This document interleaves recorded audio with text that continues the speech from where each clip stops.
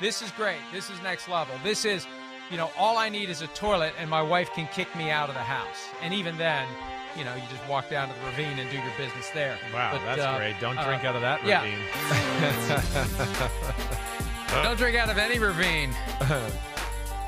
Have you ever drinking out of a ravine? Have you ever done it? Drinking? Have I ever drinking? Have you ever been dumb enough to be drinking out of a ravine? Have you ever drank out of a ravine? I have. I have not. I have not. I didn't get drunk, but I drank some water out of a ravine in New Jersey once. I did. I don't know. I'm here. I don't know. It could have affected me. That's certainly. Yeah, in New Jersey. In New Jersey. Oh, the Garden State, you got to worry about far more than anything I might put into the ravine if you're downstream in New Jersey. When I was delivering newspapers when I was a kid, there was a house that had a spring, and it had this great stone setup where they had a cup and the water was constantly coming into it, and it was the best water I've ever had in my life. It was probably full of all sorts of toxic chemicals and who knows what else, but it was a natural spring, and it was great. And so every time I'd deliver the newspaper, I'd have a little drink out of the extremely unsanitary metal cup that was on a chain, but it was great. It was awesome spring water. So that's the closest I've come to drinking out of a ravine. Would you rather drink out of a ravine in New Jersey or eat a hamburger off the LaGuardia Airport floor? What would you choose if you had to choose one or the other? I'd probably go with the hamburger off the floor because I'd find a spot that didn't touch the ground. you try to find. I'd stay away from the. Eat away from the spot. If I have to finish the burger, it depends on where the ravine is. I really would want to consider what's upstream of the ravine. So, but. It's New Jersey. There's a bunch of testosterone and like some HGH and some steroids and some hair gel. That's what's in the stream in New Jersey. Yeah. All right. Let alone Jimmy Hoffa might be up there too. You never know. It's the gift that Jimmy keeps on giving. Next to Skycam. He's next to Skycam. He's next to Skycam. You mean the one that died in the Bills-Jets game last week? Yeah. They buried it. They buried it next to Jimmy Hoffa. Oh, that's awesome. and I had that. We talked about that on Monday when you were asleep. I made the joke on Twitter of when they took that broken Skycam down, they can bury it next to Jimmy Hoffa. And I had a bunch of people correct me that that's not the stadium anymore, as if I'm serious that they're going to dig a hole. He's in the parking lot now, Mike. Come on, Mike. Get it right. You can't be a journalist unless you properly say where Jimmy Hoffa's buried. These guys know it was the 20-yard line of the old Giants stadium. Yeah. See, you might have been getting a guy from Jersey who might have actually known. So he might have been like, no, I was part of that construction group then. He's in the old place. He's in the old stadium. Maybe they're really telling you something there. There was that Scorsese movie that was like 2 hours too long from a couple of years ago that I was very excited to see and was a major disappointment. The Irishman. Yeah, it didn't look good. And the book on which that movie was based tells a different story. That basically the body was burned of Jimmy Hoffa. But regardless, Skycam is not being buried in MetLife Stadium, in the parking lot, or anywhere. You just throw it in the garbage. I don't want to throw all of last week in the garbage. I'm happy that I beat you straight up. It has been so close every week. The past couple of weeks, we've disagreed on 3 games, and they've all come down to some sort of a fluky, weird, what is that? Oh, man. What is that? What is that? It's a drawing of me. Well, first finish. I beat you in 2 out of the 3 categories last week, so eat that crap. Let's make sure. Whoop-de-doo. Whoop-de-doo. You got me by a half point in the Vikings-Commanders game. That's how you went 2-1 in the best bets. Yeah, eat it. I know, but either way, that helped you win the straight up. That's actually from my high school days right there. That's the old, the Bergen Record Athlete of the Week award I got in high school game playing Old Tapan High School. I had a good day that day, Mike. It was like 16 for 18 for like the mid 200s and threw 3 or 4 touchdown passes. I think I ran one in that day too. So if you won Athlete of the Week, it was a really big deal in North Jersey. The Bergen Record's the biggest local newspaper up there, along with the Star Ledger. And you go into their building and they draw a picture of you. And then when it comes Tuesday of that week, they released this for the Athlete of the Week. So it was cool. And I don't know where these guys found that, but thank you. That picture has some very real aha take on me vibes to it. You're right. I'd like to see that turn into a cartoon. All right. Well done. And you beat me against the spread by 1, and you beat me straight up. Or no, best bets by 1. I got you straight up by 1. And just to be clear, for the season, I am now up by 10 games with 9 weeks left straight up. Plenty of time. I am up by 8 games against the spread, and I'm up by a half game, clinging to a half game lead in best bets. Despite my horrendous start to the season in best bets, I am ahead by a half game. This week, Patriots, Jets, Ravens, Bengals are off. There are 14 games, all odds provided by BetMGM. Let's get to it. We spent some time talking today about that scintillating Thursday night matchup. Al Michaels will be very pleased to be calling this one, the Falcons at the Carolina Panthers, just 11 days after they got together in a barn burner in Atlanta. It doesn't have that same vibe tonight, but who knows? Panthers breaking out the black helmets. Maybe there'll be some magic in there that helps the Panthers dig deep. 42.5 is the over-under. The Falcons are 2.5-point favorites on the road in the rematch, and I have picked Atlanta to lose every week this season, Chris. Wow. Well, it's not horrible. But yeah, I got some teams like that too. I'm going to go with the Falcons tonight. I am. I just, I don't know. Last week kind of felt like this from me, just from the pasta and meatballs outside looking in 10,000 feet above whatever view. I could see last week kind of being all right, we're officially kind of a beaten puppy from the Carolina Panthers, or a beaten, kitty cat, I should say, if we want to keep it within the right animal family here, okay? They lost their roar. Now it's just a little meow. That was a butt whooping they got last week. And I do worry about that. And the way their run defense looked, Atlanta, again, we know can run the football. I don't expect it to be a shootout like we saw the first game where fourth quarter it kind of just went all over the place. But I just have more faith in Atlanta as a football team.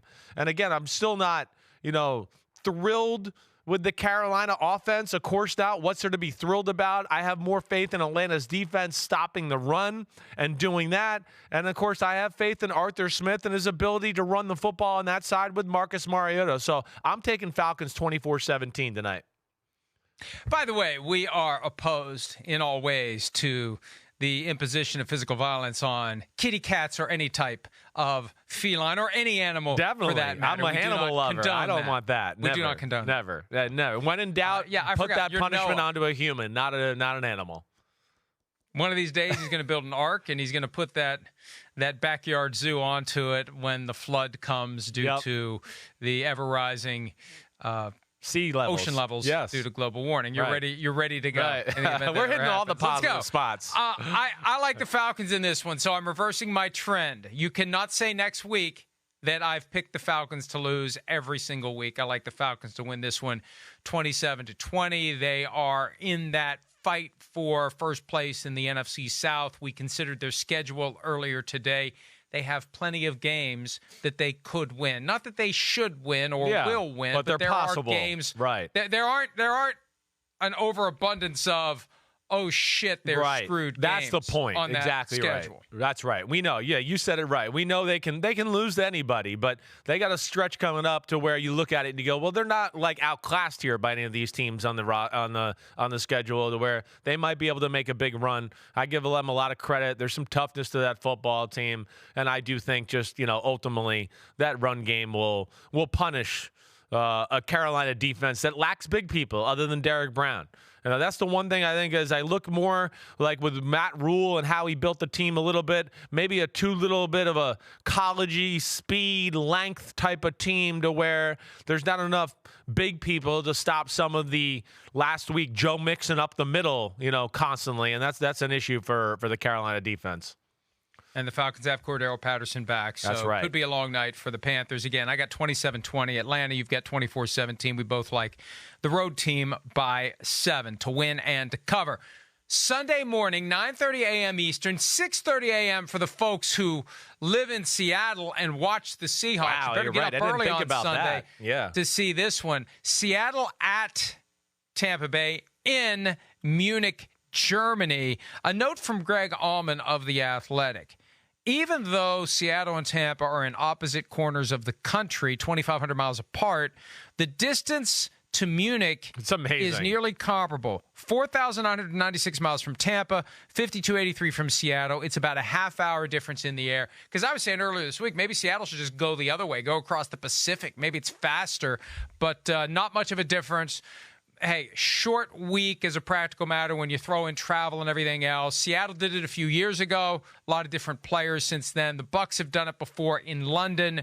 Now they're going to Germany. It's going to have a Super Bowl feel to it. I think that helps the Bucs, Chris, because Tom Brady has played in high-stakes games. This is going to be a big deal. 3 million ticket requests. I've been saying 2 million. It was actually 3 million. Slight difference. The Bucs are 3-point favorites. The Seahawks have the better record. Do you like Tom Brady to show up and continue to build on the momentum that we saw late in the game against the Rams? Well, wait. First off, I got to comment on, so they're not going to, so it's actually that distance and they're both flying the same direction. I did not understand that at first, okay, when reading it. Yeah. I thought that they were going to go over the Pacific, and it wasn't that much of a difference. No. So just because they're out to the northern part of the globe there, that's why. Okay, I got it. Thank you. Using my big brain. Yep, using my big brain there. But one, I'm excited about this football game. Two, yes, I think this is somewhat of a favorable or a good matchup for the Bucs. This is a game they can win closely, and I'm going to pick them to win it closely. I am. I haven't picked the Seattle Seahawks to win all year, and I can't start here. I'm not going to start today. I'm not, even though I should have picked them. I know that, but Tampa's defense, I think, with them being healthy, I think they're going to give this Seattle offense problems. And then Seattle's defense, even though it's not as bad as in years past, again, I don't know if I look at it to go, oh, it's dominant enough to really give problems to this Tampa offense. I mean, I know nothing's easy for Tampa's offense here. I get that, but I don't think they're going to be overwhelmed by Seattle here. So I think this is a game that's going to come down to the very end, and I'm going to go with the team that I think with the quarterback and the team that's, battle-tested. I'm going to go with Tampa Bay here, 23-20. I've got 22-17. We always take the conventional score. 22, you gotta get there the hard way with either mixed extra points or a lot of field goals or a safety or whatever. But what the hell? 22-17. I like the Bucs to win. I like the Bucs to cover. You need a different score. I'll pick 23. So think about that. Yep. I'll go 23-21. Bucks. Oh, you're taking the Seahawks to cover. You're splitting the baby. You're threading the needle. I got the Bucks to win and the Bucks to cover. I really do believe that atmosphere will benefit the Bucks. And even though the Seahawks played in London, I was looking at their roster. Most of the players weren't on the team in 2018 when they went to London, even though they've learned, the travel schedule, the practice schedule. Are they there the same yet? Thing from a coaching standpoint, I think they are. Yeah? I don't know. I think they are. Because that would be the biggest disadvantage is that clock change for Seattle. I mean, that's some drastic change there. I never know when they're going because the teams go. They've all done it whether differently. It's Tuesday or Friday. Right. Yeah, that's right.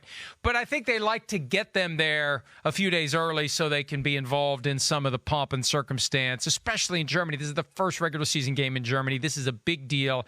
And at some point, and maybe I'll be alive for it, maybe I won't, a division in Europe with 2 teams in London and maybe 2 teams in Germany, one in Munich and one in a different city, 2 London teams. That's not out of the question. The commissioner hinted at that earlier this year. So big deal for the NFL to go and play a game in Germany, and big deal for Tom Brady to be there. And I think this is going to be the thing that maybe revitalizes the Buccaneers, but we'll see. 1 o'clock, the big game of the afternoon. The 7-1 Minnesota Vikings visiting the 6-2 Bills. I've been telling my son, who is overly invested in the Vikings this year, over the top, unbelievable, worse than I was when I was his age. I've been telling him, get ready, it's coming.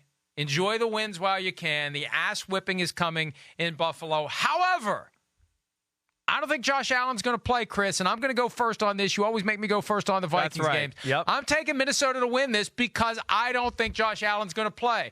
And even though the Case Keenum, Stephon Diggs, bizarro Minneapolis Miracle angle is fascinating, I think the Vikings, they have gradually built confidence, and that confidence leads to more confidence, and I think they believe they can go in there, especially if they don't have to face Josh Allen, and win that game. I've got Minnesota 24-20, a more conventional score than the one that I picked for Bucs Seahawks. So I just this is pasta and meatballs, and I'm actually going against what I want to do. What I want to do is say the Vikings are going to lose because I think they're on the front end of a tough stretch. They've got the Bills, the Cowboys, the Patriots, and the Jets the next 4 games.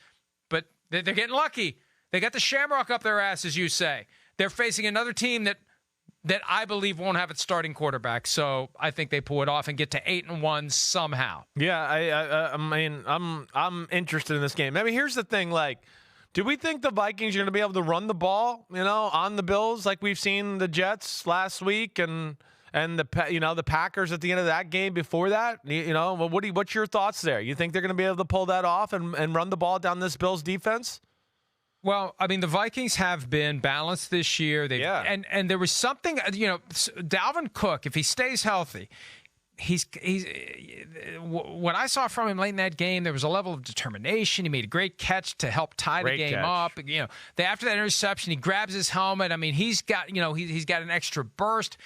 I mean, he's in year 5 now? Right. He's getting closer to the end than the beginning. 5 or 6. I think it's 17, 6. 18, 19, 20, 21, 22. It's year 6. Yeah. Year 6. The fingers always come in handy in moments like this. But how much does he have left? And now his younger brother's in the league. I think he realizes all the things he wants to accomplish, there aren't many chances left. And he's really got an extra level. And Alexander Mattison, when he gets chances, he gets it done. And you see Justin Jefferson getting the ball in his hands. And TJ Hawkinson has made a difference in the run game and the pass game. You get him blocking some, you get him catching passes, 9 targets, 9 catches when he had 4 days to get ready.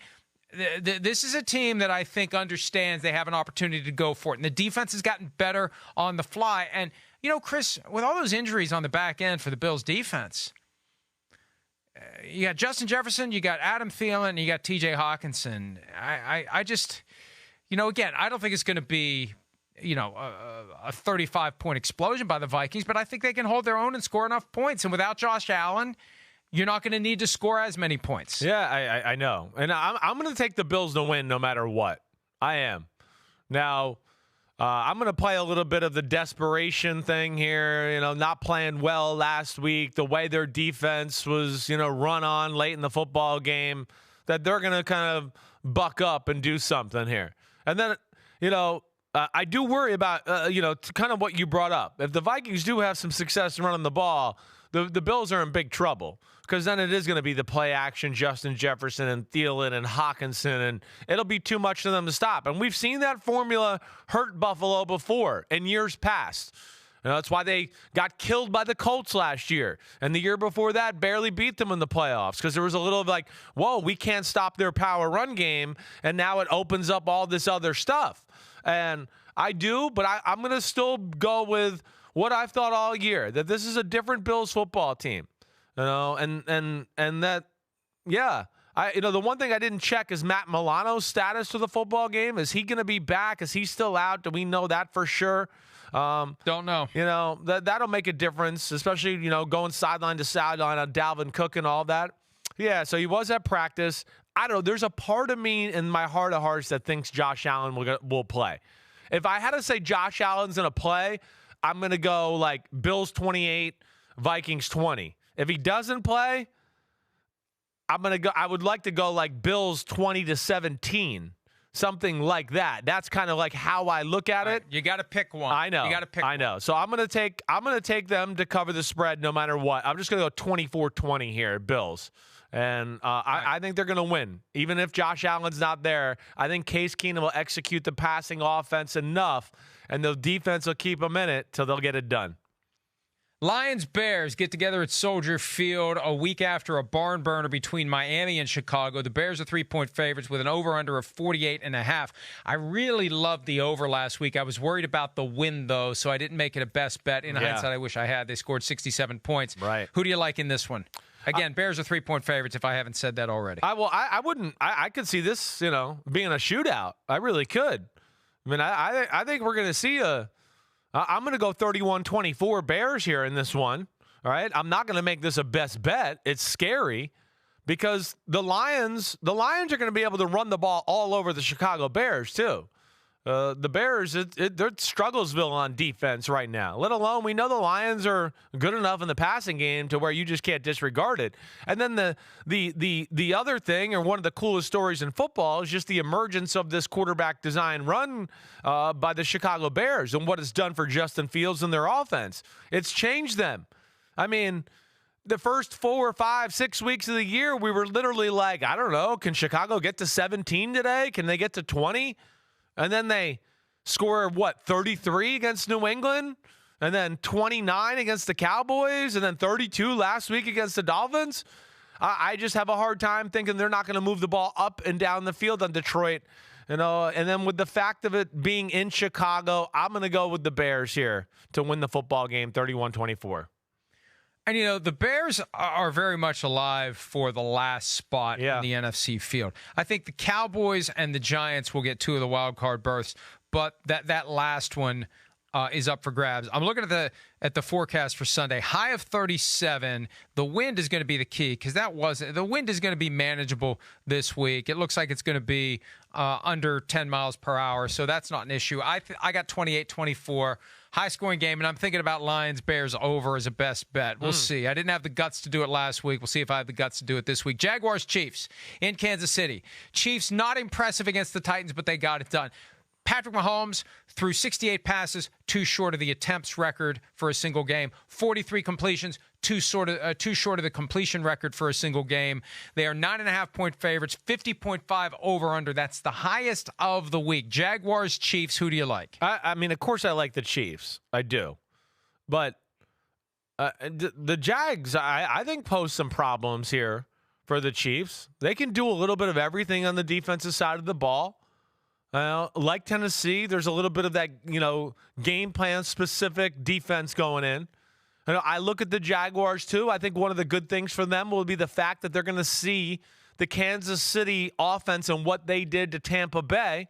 And again, this is the Tampa Bay defensive scheme to where they're going to go, oh, wait, they did this and this, and they'll be able to make some adjustments, let alone, Mike, like we talk about with, Mahomes or Allen or any of these great quarterbacks. I do think they have a front four like Tennessee last week where they don't have to blitz much. They can sit back and play that style of football and manage some of what Mahomes and Kelsey can do to them. And then on the other side of the ball, the Jaguars, they can kind of do it all. The only thing that they miss in their game is explosive plays in the pass game. And we saw a little bit of that last week. But they can run the ball. There's balance here with them. I think they're going to pose problems. I think they're going to hang around in this one. I'm going to go Chiefs 27-23, but I don't think it'll be easy. Taking the Jaguars to cover. Look, I think the Chiefs are better than what we saw on Sunday night. The Titans are better than the Jaguars. And for the Jaguars, they've been inconsistent this year. And every time they make you think they're good, then they shit the bed. And I feel like they got to win. And, that carries you for a couple of weeks. And I think the Chiefs are going to want to come out and show that they can be one of the best teams in the conference. They can be the 1 seed. They can't screw around with teams like the Titans. They have to come out and deliver the knockout punch. I think it's going to be 35-17. I think we're going to see the Chiefs firing on all cylinders against the Jaguars. This is just going to be one of those games where the Chiefs really do strengthen their position. And, hey, if I'm right about the Chiefs and the Bills losing, the Chiefs will be the 1 seed by the time we get to the end of the day on Sunday. They will have overcome the 1-game deficit and overcome the tiebreaker the Bills hold by virtue of beating the Chiefs. So this is a pasta and meatballs game for me. I like the Chiefs to roll 35-17. All right, Browns at the Dolphins. Dolphins have won 3 in a row since Tua came back. They won their first 3 with Tua. Favored by 3.5, Miami is over Cleveland, which is coming off of its bye week. Over under a 48.5. Chris, who do you like? Well, It's an interesting matchup. I mean, obviously Miami's a better football team as a whole, but as we discuss all the time, it's a matchup league. It is, and where I look at it to be like, there's two things here where I think Cleveland can kind of keep things close or in their favor, and maybe if they get a lucky, bounce of the ball or whatever, that they could maybe pull off an upset. But one, I don't think, again, Miami is not a great run-stopping defense. They're not. I think Cleveland's going to be able to run the ball on them. And, of course, they give you some opportunities to make some plays in the pass game because of how aggressive they are, to where, Amari Cooper is going to get some one-on-one looks on an island with Xavier Howard and one of the other corners. So that's one area I look at to go, okay, I'm not going to say it's an advantage Browns, but certainly something good for them. And then the other aspect I think that's, helps them out here, because I'm going to pick the Dolphins to win the game. But Joe Woods, he's been with Mike McDaniel. He's been with Shanahan there. He knows some of the rules of this offense, let alone, you've heard me say all year with Cleveland, my biggest problem with them is big people. They're a small defense, but they're fast. They're fast as hell. And that's where I could see them maybe corralling Miami a little bit here. I'm going Miami to win the game, like I said, but 24-21. I think Cleveland kind of hangs around in this one, and this is maybe their last-ditch effort to kind of try to save their season. I still think that the Browns are going to be alive after this one, win or lose. They've had 2 weeks to get ready, 1 day short of that because we saw them on Monday night thumping the Cincinnati Bengals. They're getting closer to the point at which Deshaun Watson is able to play for them. They have 3 more games, including this one, before he's back.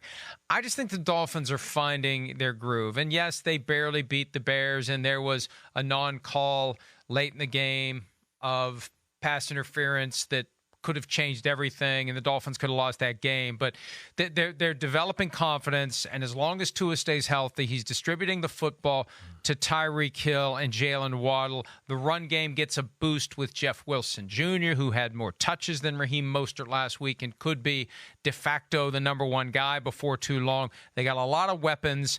And I don't know what the temperature is going to be in Miami, but it's a lot hotter than Cleveland. That's another thing that we need to take seriously, even though it's November. Yeah. You get one sideline baking in the sun, and if they have the Browns wear those dark brown jerseys, that could be a factor as well. Coming from Cleveland down to Miami, those are just another area. 82, which means it'll be 125 on the field. That's kind of how it usually goes in those games when you get out the big thermometer. But I just like the Dolphins in this one, 31-24.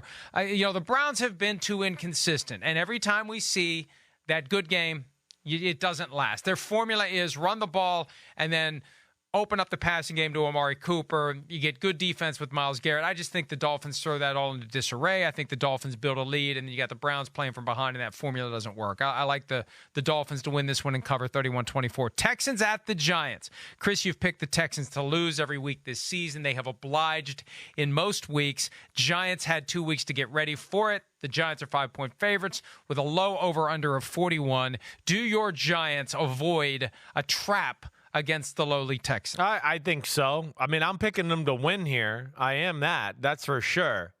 I do think the Texans could be, somewhat of a pain in the butt here for the Giants for one reason, a little bit like we saw last week, and the fact that their running game is real, and the Giants are not that good at, stopping the run. It's an issue for them. So that's where I could see Dameon Pierce and Davis Mills, efficient completions, few long drives, one for a touchdown, maybe 2 other long ones for field goals, stuff like that. And the game's not that long with the way they play. Let alone, I think the Giants' approach is going to be very similar. The Giants are going to be able to run the ball on the Houston Texans. I mean, the Houston Texans' run defense stinks. If I remember correctly, and I think I do, it's the worst run defense in football. So That to me does not bode well against the Giants, where we know with Saquon and Daniel Jones, that's an issue for sure. I'm going to go with the Giants here, but I don't think this is going to be just like a blowout or anything. I think they're going to Houston will hang around. I mean, that's for sure. And I'm going to go 23-16 Giants here in this one. So you still got the Giants to cover. I do. I mean, I got 24-14. We're not all that different. I mean, that was a hell of a wind-up to get to the same place. Well, I feel like it's going to be you were like going to pick the Texans to no, cover. I wasn't. I was like, well, I was on the verge of like 20-16, 23-16. Those were the kind of game I kind of look at it to be. I wouldn't be shocked if it's 16-16 with 6 minutes left in the fourth quarter and the Giants got to go down and score a touchdown. So that's where I was kind of hemming and hawing about, where it could be there. But, yeah, I got the Giants covering. Hemming and hawing. I think we've done that. We have too. before. We've been working right. together long enough that we've looped back around. Yeah. And, yeah. All right. Do you think I corrected myself? Saints, Saints and Steelers. The Saints looked not good on Monday night against the Ravens. They now go to Pittsburgh, where the Saints are 1.5-point road favorites against a Pittsburgh team that's had 2 weeks to get ready.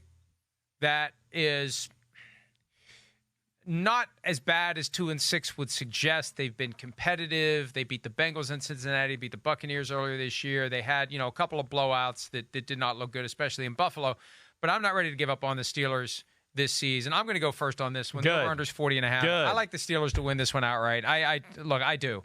They've lit a fire or used the red-hot poker on Najee Harris. They're going to use Jalen Warren more. Warren runs between the tackles and just hits the hole and doesn't dance. They've become disillusioned with Najee delaying the moment of, this is funny. of getting to the point where the ball needs to, to go.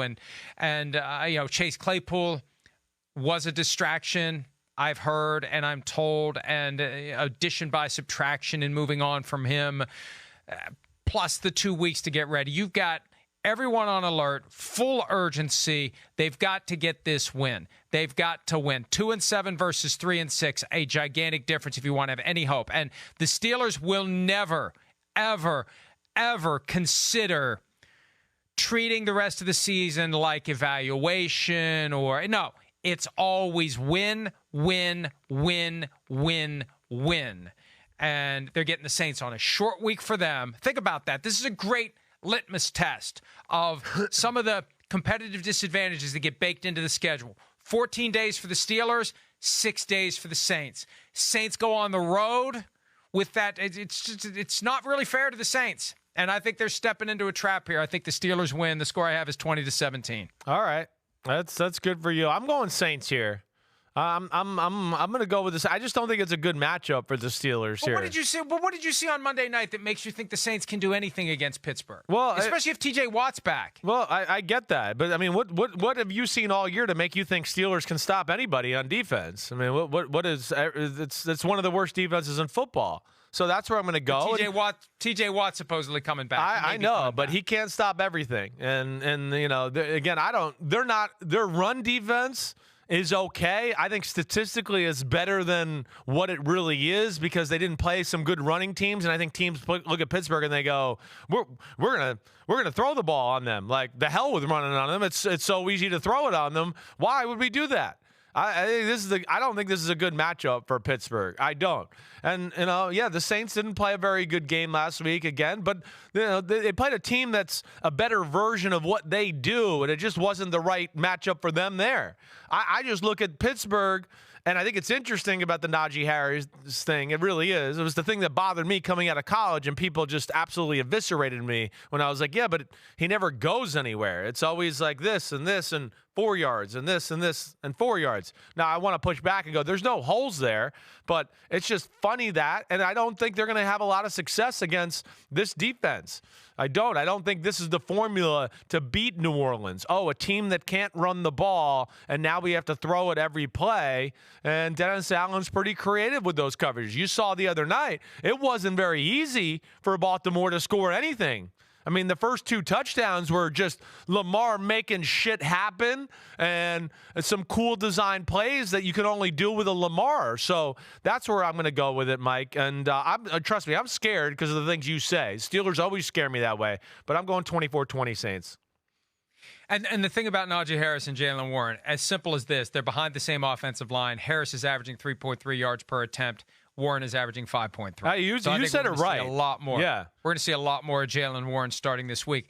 Last game in the 1 o'clock window on Sunday, Broncos at the Titans. Tennessee only favored by 2.5 against a Broncos team that's had extra time to get ready, but their offense has been subject to criticism for good reason so far this year. The over-under 36.5. It is the lowest over-under of the entire season, 36.5.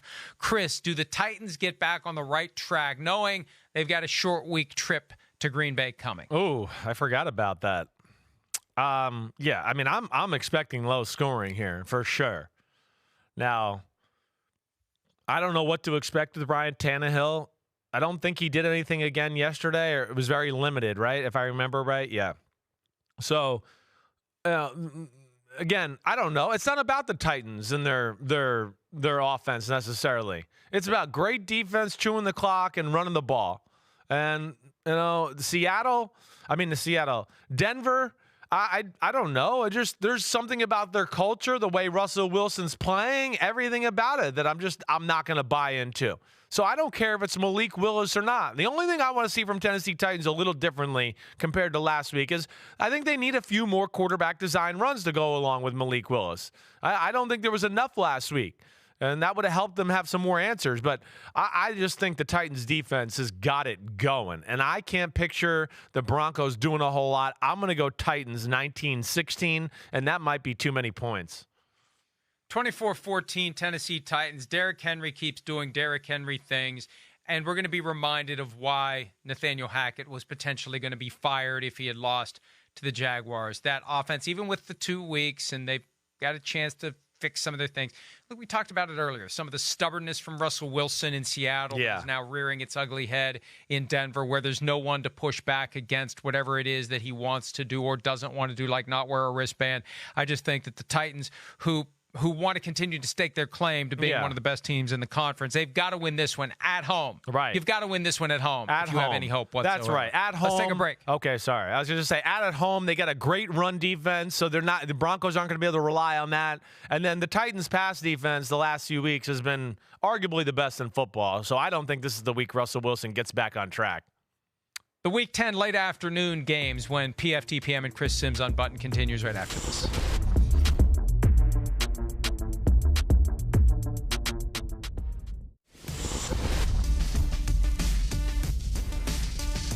Chris Simms Unbuttoned, PFTPM, Joint Mega Picks Podcast, Week 10. The late afternoon games begin with the story of the week, the Indianapolis Colts going to Las Vegas to take on the Raiders, where Josh McDaniels in his second head coaching stint is not doing well. McDaniels, a guy who left the Colts at the altar, opening the door for Frank Reich. Frank Reich was kicked out that door this week. Jeff Saturday is now the head coach of the Colts. Somehow, some way, he's in charge. The Raiders are 6-point favorites in this one with an over-under of 42.5. Chris, can the Colts this has been the ultimate distraction team turned upside down. Can they make chicken salad out of this chicken shit week? No, I don't think they can. I mean, can they be competitive in this football game? I do think that. You know, first off, I think a lot of the Colts defense. I do. I mean, look what they did last week. It was a damn good showing against the Patriots. I think the Patriots were probably a little conservative on that side of the ball, knowing the Colts were never going to move the football. But I think they're going to give the Raiders and that offense issues. Again, in the Raiders, it's lack of big plays or lack of tricks or lack of explosive pass plays as the game goes on. It's like early on, once McDaniels runs out of a few tricks, they don't have enough there or enough of a deep threat to take the top off the defense that way. And on the Colts, their front's good. They're good at limiting big plays. So I see that. Now, the Raiders' defense is not good, but the Colts' offense is horrible. And it's been really horrible with Sam Ehlinger. So, I mean, I'm going to go with the Raiders here, but it's an ugly one. You know, I was like 20-9. I ultimately going to go 20-12 Raiders. I was 20-9. I gave the Colts one extra field goal where they just were able to maybe run the ball and make a few plays in the pass game to get down and get one extra field goal. But that's as far as I see this one going. 24-13 is my score. If the Raiders blow this one, oh my God, it's the low point for that franchise since moving to Las Vegas. And Look, I don't know if Josh McDaniels gets a second year. I can't imagine him being fired during his first season by the guy who hired him. But Mark Davis has to be having regrets now about not giving Rich Bisaccia a chance because it has not worked so far, and it's on McDaniels to turn it around quickly. And this is a golden opportunity, the first crack at the Jeff Saturday Colts to cap the week in which all this craziness happened. If you can't beat the Colts now, you'll never beat the Colts. So 24-13 Raiders. Game of the late afternoon. Cowboys at the Packers. Even though the Packers aren't very good, it's still the Cowboys and the Packers. It's the Ice Bowl reunion. They've had some great games over the years, and it's Mike McCarthy, the fired former Packers coach who took them to their only Super Bowl since 1996. He's back in town. They got a street named after him. He's back in town as coach of the Cowboys. Cowboys coming off of a bye. They're 6-2. They're 5-point favorites, over under of 43. Chris, do the Cowboys go into Lambeau Field and extend that losing streak of the Packers to 6? I think so. I do.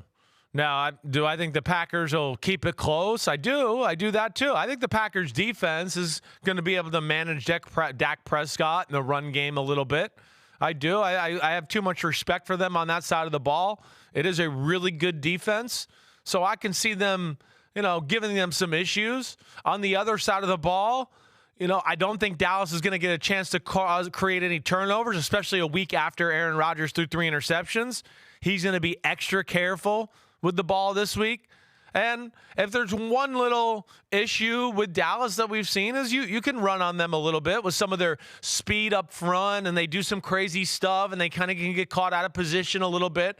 So I think this is a game where I kind of look at it and go, we're going to watch the game and go, clearly Dallas is better, but the style and kind of the efficiency in which Green Bay plays with, I think will allow them to hang around and make the game look a little closer than it actually is. But I'm going to go not Green Bay, Cowboys 23-17. Am I so seeing? You got them covering by 1 point. Yes. 5-point favorite. Okay.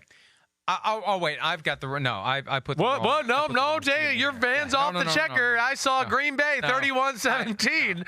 You're going with Rodgers. I knew you were a fanboy. Right here. It's right here. I'm joking. Cowboys I know you're 31, not that stupid. Cowboys 31, Packers 17. I think that the game last week broke the Packers. It could. And I don't know that they can fix it this soon. And I put a lot of stock in what guys say when they're in that moment or not far removed from it. And when Aaron Rodgers was asked the question on Sunday about, you've continued to express hope, but how do you still have any hope of turning it around after losing to this team, the Lions? And he paused for 13 seconds, put his head down, gathering his thoughts, and he recited some of the same old bullcrap cliches. Guys got to dig deep. We're going to be counted out.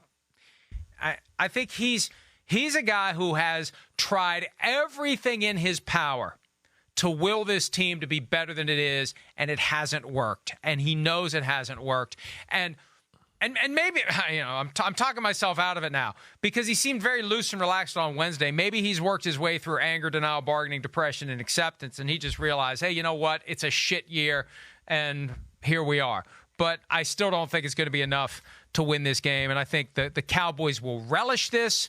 I think they want everyone to understand that they're good. I think they're trying to attract OBJ. Yeah. Let's go out and kick some ass and make OBJ pick us. Hey, OBJ, you want to win a Super Bowl? Hey, look at us. Look what we did to Green Bay. 31-17. You better join us and not the Buffalo Bills. That's knocking around in this mindset here. But I think McCarthy's desire to go back up there and shove it up Green Bay's ass. What was that chant? Shove the F and cheese up your ass, the Giants fans in London. McCarthy's going to want to do it to the Packers at 31-17. And, hey, you know what? If you're feeling counted out, Packers, it's your own damn fault for losing 5 in a row, culminating in a loss to the Detroit Lions. Yeah, no, listen, they got issues. And this is, again, this offense and how they play, I can't see them, scoring a whole lot of points. It's going to be hard. It's going to be rely on the run game. It's going to be little short passes. And, Dallas is in a different class, in my opinion, than Green Bay. They're going to win this one. All right. The final game in the late afternoon window, the Cardinals at the Rams. The Rams are only favored by 1.5 with an over-under of 41.5. Matthew Stafford in the concussion protocol. Kyler Murray didn't practice on Wednesday with a hamstring. That's kind of a red flag. The Rams have already beaten the Cardinals in Arizona, and the Rams have gotten beyond the point of desperate. If the Rams don't win this one, they are done. They're already done. They're done if they lose this one to the Arizona Cardinals. I'll go first since I'm already talking about it. Good. I think the Rams win 26-20. Whether it's Matthew Stafford or John Wolford, whether it's Kyler Murray or Colt McCoy, I think the Rams know how to defend Kyler Murray. I think the Cardinals are in the process of falling apart. They already have fallen apart. The Rams are close to joining them. I just can't imagine the Rams blowing this one. They're returning to the site of that playoff game where the Rams completely dismantled the Cardinals last year. I think the Rams, this is a gotta have it. Or what did you say earlier this week? A got a moment, have it. Got a moment, have it. Got a moment, have it. You better have it. This is a got a moment, have it for the Rams. 26-20. Yeah, I'm with you there. I think both teams are defenses are the star of the show. Offenses are less than they're underwhelming as being nice. I mean, the freaking Rams are the 31st offense in football. Who would have ever thought that going into the year, right? But, even after all that, I think you said it right. The Rams defense, they have the formula. They know how to stop Kyler Murray in this Cliff Kingsbury offense. They do. And I'm just going to go with and these type of games, just like last week, the Rams, we could say all they want. They are gritty. They got a grittiness about them. Like, they were comfortable in, the 16-13 game last week. We're being outplayed by the Bucs, and we've really only made 2 or 3 plays on the offensive side of the ball, but here we are. You got to drive down the field to beat us at the end of the football game. They're used to that style. I'm going to go with them here. I mean, I am. I think their offense will just gut it out somehow, some way. And, yeah, they know how to stop that offense. So I'm going Rams 19-17 here. So you also are picking the Rams to cover because the spread is so narrow. Yeah. Again, it's just 1.5. Right. That's odd to me that it's 1.5. That's best bet material as well. I mean, if you think the Rams are going to win, well, they're going to only win by 1 point. You get that cover pretty quickly. All right, let's take a break. The primetime games, including Jimmy Garoppolo spotting Justin Herbert, 7 points. Are you kidding me? 49ers, Chargers, plus Commanders, Eagles. We'll talk about those next here on Chris Simms Unbuttoned and PFTPM.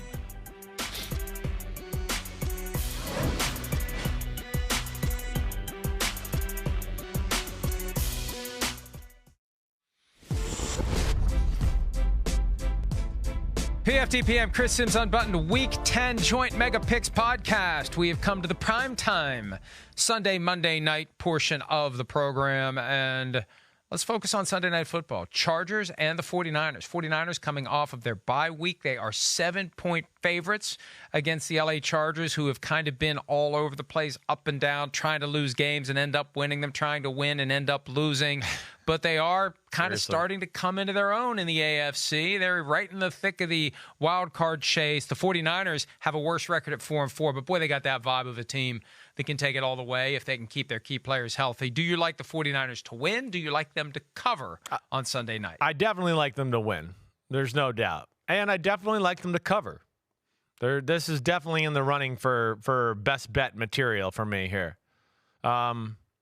I'm interested to see what the Chargers can do to stop the 49ers and their offense. I am. That's the big thing there. The Chargers, as we've discussed, like almost every week, it's horrible run defense, right? And now you got to deal with the team that's, healthy and had some extra time to play around with the Deebo Samuel, Christian McCaffrey formula and play with that way, let alone physically you have an issue there and a mismatch and that you don't have enough big people and your team is a little bit speed oriented there. I don't have much faith in the Chargers defense to stop the 49ers. That's the big problem.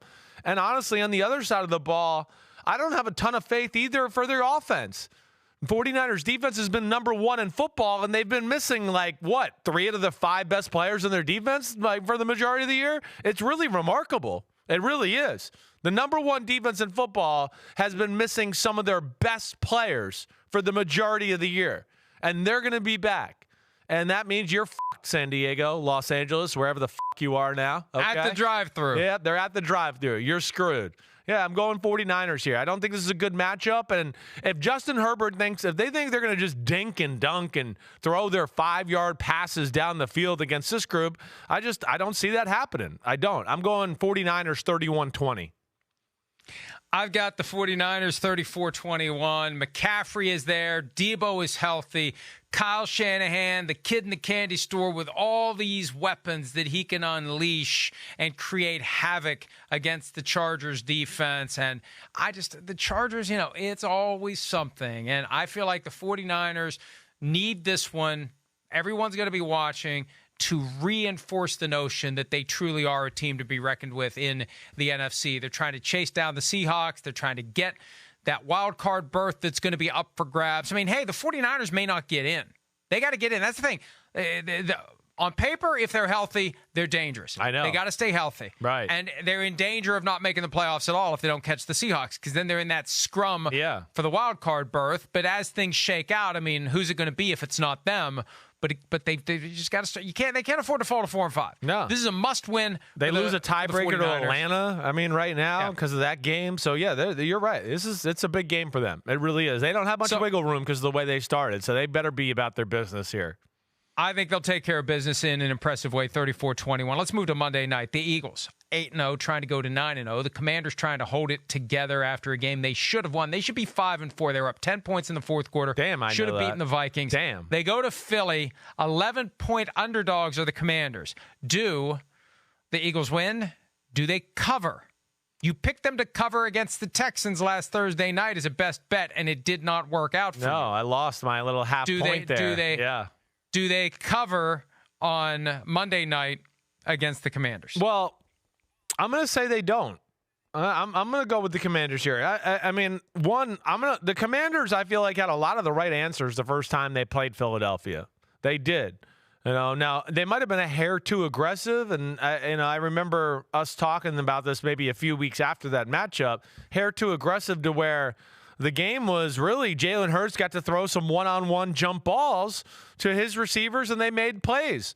But they did a pretty good job of slowing down the rushing attack of the Philadelphia Eagles and that. And, Washington's offense, it's not great. We know that. But it's been a little bit better in the run game. They do have some weapons in the pass game.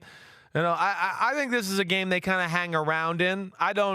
Certainly don't look at them as the same class as the Philadelphia Eagles, but Washington's defense is good enough to kind of hang in there against anybody. Like you said last week, I mean, it was the first drive of the game for Minnesota, and then we didn't hear from the offense again until, 5 minutes left in the fourth quarter, right, Mike? So they're capable of doing that type of, or that type of quality of play. I'm going to go Eagles 24-16 in this one. And maybe it's because the Eagles look so good on Monday night at home when they played the Vikings in week 2. Yeah. I feel like the Commanders, with all the crap that's going on, and as we're taping this, we don't know what the major announcement's going to be from DC Attorney General Carl Racine. That may create more distractions. Players have said, how can this not distract you? And then this goofy statement that pulled Brian Robinson into the fight with the D.C. Attorney General. I just think it's too much. And I think this is one of those nights where no matter how prepared you are, no matter how determined you are, no matter how focused you are, the Eagles are just going to be ready to kick your asses. 35-10. I rarely pick blowouts, but I think this one is going to be at halftime, what are we going to watch in the second half? That this one's going to be over, this one's going to be done. Because the Eagles, this is the latest team to get that 11 days from Thursday to the following Monday. Right. Not that they need it against the Commanders, but I think it's going to be just part of this idea as they build momentum. They're getting closer and closer to 17-0. Where are the losses? They got to play the Giants twice. They got to play the Cowboys again, but for now, I see them continuing to check them off. Let's take a break. Best bets and our Folsom Prison Blues picks when PFTPM and Chris Simms Unbuttoned wraps up right after this.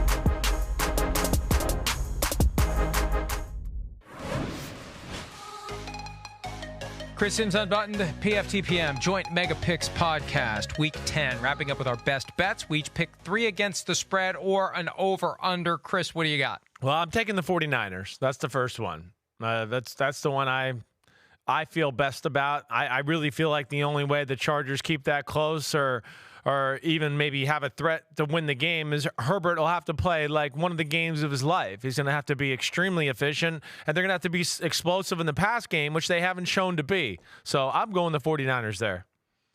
That's gutsy. That's 7 points that the 49ers give the Chargers. I know. Garbage time touchdown wipes you out if that occurs.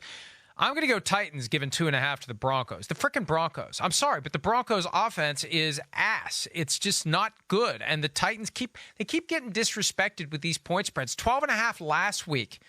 Underdogs in Kansas City. What the hell was that all about? Who is it? Do people just not bet on the Titans because they're boring? Titans giving 2.5 to me is a lock. If I had to pick one bet that I was going to make this week against the spread, it's Titans giving 2.5. All right, what else you got? Yeah, I hear you all the way. And if Ryan Tannehill was playing, I hear you all the way too. That Broncos defense is damn good, though. We can't forget that. No, they traded Bradley Chubb, and you got to rebuild that trust when you take away your defensive captain. Right. All right. So just so everybody knows, you said it. 7 points. The 49ers were favored. I had them winning by 11.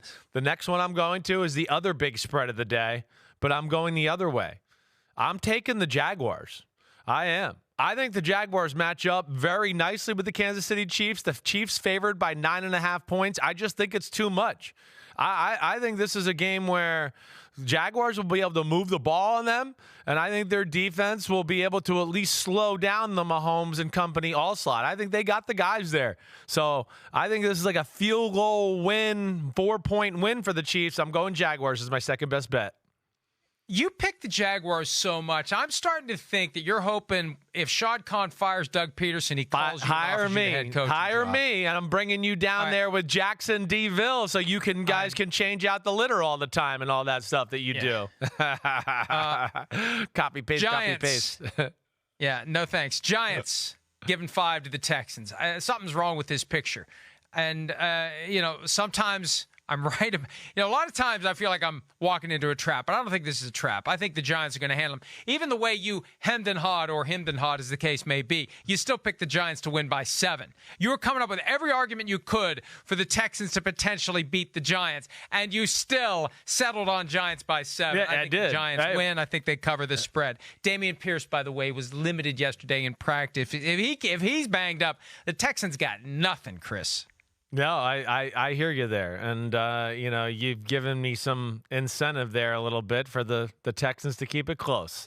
All right, my last one, I'm going to one that I think you're totally the opposite of me. But screw you, okay, Florio? Screw you. I'm going with the Commanders. 11 points, too much for me. It's just too much. I think their D is real. I think they know how to stop it and slow down the Eagles' offense. And I got trust in Heineke just to make enough plays to keep them close. I'm going Commanders, covering that 11-point spread. Go Commanders, don't go Commando, please. I'm taking the Bears, giving the Lions 3. It was between that or the Steelers getting 1.5. But I think the Bears can cover a 3-point spread against the Lions. The Lions got their win for the month. They don't care. All right, Folsom Prison Blues. Eagles to win no matter what. Who's yours? I'll go Colts. The Raiders beat the Colts. Raiders beat the Colts. See ya. All right, bye. We're done. Bye.